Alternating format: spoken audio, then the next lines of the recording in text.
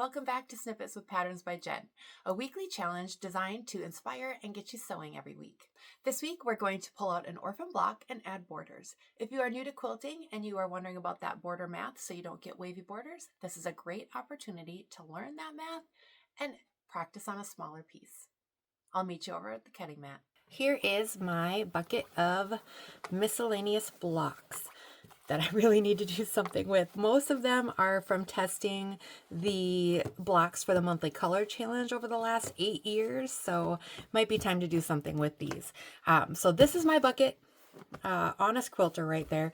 I will show you the block I have chosen to put borders on. Here's the block I chose.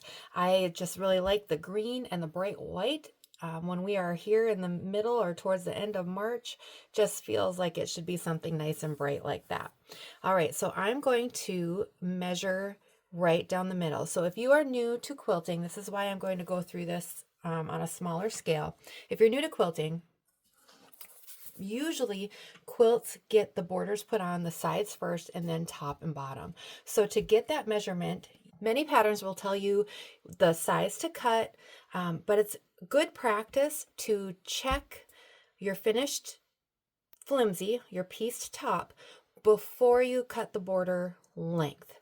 So just to make sure that it is the correct length, that will help you from getting those wavy borders or stretching out your fabric too much. All right, so to get that measurement for the sides, we're going to measure the middle vertically.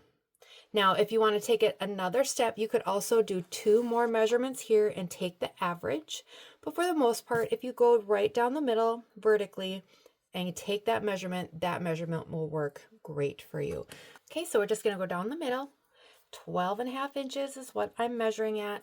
And I'm going to cut my strips are going to be cut at 2 inches, which will give me a finished 1.5 inch border around this block.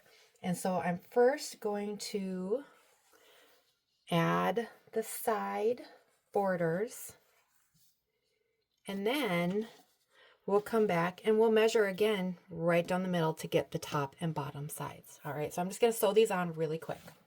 So when I sew borders on, unless it says differently in the instructions, I usually press away from the block so the seams lay a little bit flatter. All right, so now we're gonna go ahead, measure the middle horizontally for our top and bottom, but I'm gonna flip it because I need the room on my mat with the phone. And so we'll go ahead and measure right down the middle, and we are at about 15.25.